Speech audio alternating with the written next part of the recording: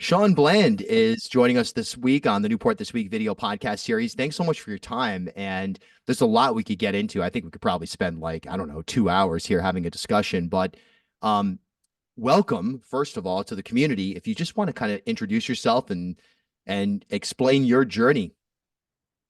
Yeah, awesome. Well, thanks for having me on, Bill. And yeah, pastors do have a tendency to love to talk, so I'm sure we could easily meet that 2 hour mark, as you said.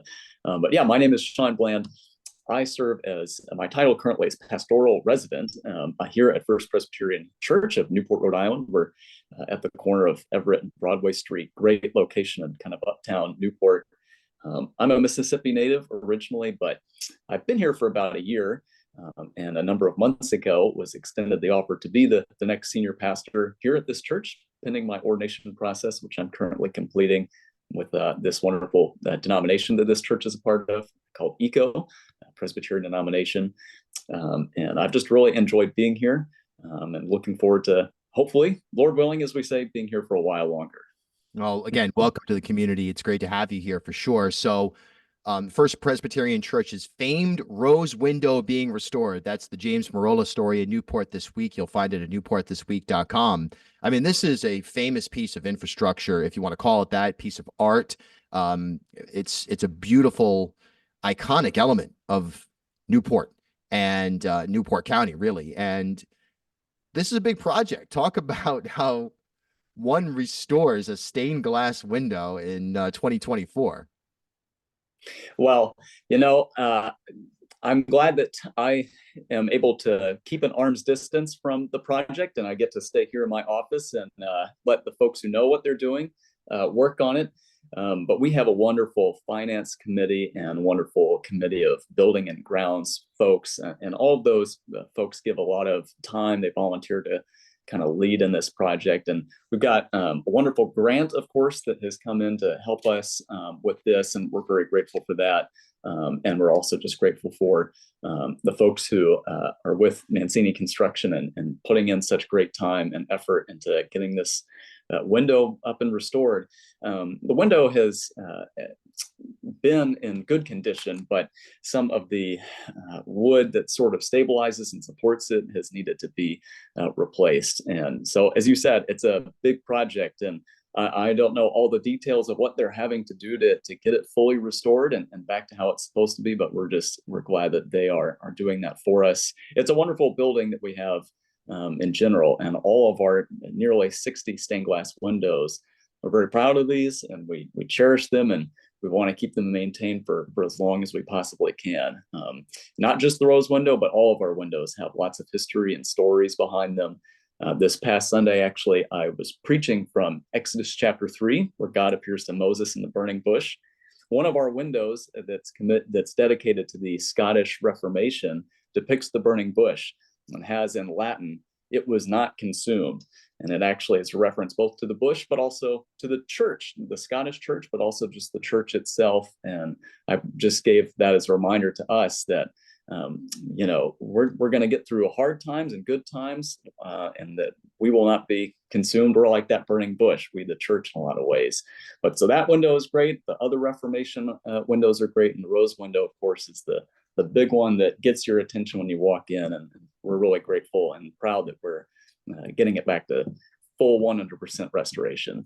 Yeah, a $44,000 grant from the Champlain Foundation was mm-hmm. given, and that's intended for that full restoration. You mentioned the facility on the whole. What it's tough to compare and contrast any type of spaces, particularly sacred ones, but in your lifetime, I mean, career is not even the right word, but in your lifetime, why is this facility special? What drew you into it when you first saw it? Yeah, great question. Well, the thing about Reformed and Presbyterian churches, or churches that are part of what we call the Reformed tradition, going back to John Calvin and his time in Geneva, a lot of the churches in this tradition purposefully are somewhat, maybe austere is the right word, simple and unadorned.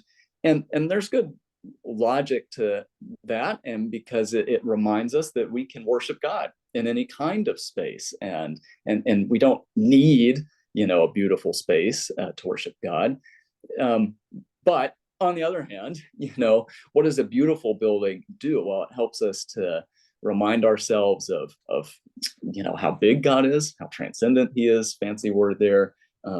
And this beautiful space really helps us do that. I mean, I don't know if you've ever actually had a chance to come into our space here, Bill, but it's the ceiling is really quite high, and there are 22 angels, cherubim actually engraved on the wall above the organ, which is another great piece of our sanctuary that we're so grateful to have, a wonderful organ. So out of the churches that I have been at, I've been at some wonderful churches, both as kind of staff and as a preacher, but also just as a member. Out of the ones I've been at so far, this building is definitely the most beautiful. I'm grateful for it. Takeaways from Newport County so far? Oh, great question. Well, I first came to Newport actually not in connection with this church, but with the Navy. So I'm a Navy chaplain candidate, a lieutenant in the reserves. And I first came here to complete officer development school right here on Naval Station Newport. I did that during the COVID era of 2020. And I'd actually had a college roommate who came to Newport for his honeymoon. And he told me, "Oh, you're going to Newport. You're going to love it." Wow, do you know how much time I got to see the city of Newport during that first trip with the Navy? Yeah, exactly. Precisely zero. I was very sad that I didn't get to see the wonderful town. I've since made up for that. And of course, having now lived here and for a year, I've gotten to see it. And I enjoy its rhythms. I enjoy that it's busy during the summer and there's lots of people not from around here coming to visit and see everything. And I enjoy the winter months as well, where it's a little bit of a slower pace, but still just as beautiful in a different way. I have enjoyed showing off the mansions, this other wonderful pieces of architecture here on the island. I've enjoyed showing those off to folks who are coming to visit me and coming to see Newport for the first time. It's a great town. Yeah, absolutely. Even though I'm from Mississippi and that will always be home in one way, this place definitely already feels like home too. Mm. What's your take right now in just in terms of your work? And there's a shift even in my lifetime that I've seen where it seems to me, I don't actually have stats, but less and less people are identify as part of an organized religion. And it's not just younger people. And without necessarily saying, well, we got to win them back. What role do you see yourself playing for those people who don't attend, don't come to church on Sundays, don't necessarily identify as a member of your or any other church, but still in this world, no matter what you say, even the atheists, even certainly the agnostic, there's a lot of mystery. There's a lot of unknowns. Perhaps some can be explained by science. Not all of it can, at least yet. Just take a look at mirrors and magnets and ask yourself, what's going on here? What's your role in the community to those people who are not part of the church? Yeah. Great question, Bill. There's our 2-hour question right there. It's something. So I graduated seminary somewhat recently, and it's something that we talked a lot about in seminary as professors who have been pastors have, observed that change even in their own careers and lifetimes. And we're passing on wisdom to us as students, wisdom, but also just raising it as a question, because in many cases, they really weren't sure what the answer was for what ministry will look like in 1, 2, or 3 decades, given, as you pointed out, these kinds of changes in the way that we think about church and religion and all those sorts of things. One benefit of my being sort of having one foot in the door of pastoral ministry in a local church and having a foot in the door in military ministry is that I get to sort of learn and apply lessons from one to the other and from the other to the other. And one of the ideas in Navy chaplaincy that I just so value is its philosophy of ministry. And they call it deck plate ministry. Deck plate ministry. What that refers to is that a chaplain is supposed to not be in the office all the time, actually get out of the office. If you're on board ship, like I had a chance to be on board a ship for a month last year for my chaplain training aboard the USS Nimitz, CDN 68. And I got to put this deck plate ministry philosophy into practice where I would just walk around. I would just walk around ship and do ministry by hopefully not too bad interrupting people at their, at their important jobs, but just even for a few minutes, seeing how people were doing, where they're at while they're doing their tasks, and not expecting them to come necessarily to my office or come to, a chapel service. So I've tried to take that lesson that is instilled in chaplains in the Navy ministry and really take it and try as I can to apply it here to this parish ministry. And so what I think that looks like is I try not to, as great as I love the books and this office, this beautiful and very calm and peaceful space that I have here, I try to get out of it, as often as I can, and just be connected to the community, be a part of it.